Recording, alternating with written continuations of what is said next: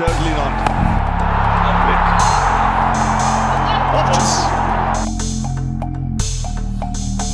মাত্র ৩৫ বলে বিধ্বংসী এক সেঞ্চুরি, তাও আবার মাত্র ১৪ বছরের এক বিস্ময়কর বালকের। হ্যাঁ দর্শক, আজ রাজস্থানের হয়ে আইপিএলে এমন এক বিশ্ব রেকর্ড গড়লেন এই ১৪ বছরের শিশুটি। দর্শক, আইপিএলে আজকের ম্যাচে গুজরাতের বিপক্ষে মাঠে নেমেছিল রাজস্থান রয়্যালস, যেখানে আগে ব্যাট করে ২১০ রানের পাহাড় সম রান সংগ্রহ করেছিল গুজরাট টাইটান্স। অর্থাৎ জিততে হলে ২১১ রান করতে হতো রাজস্থান রয়্যালসকে।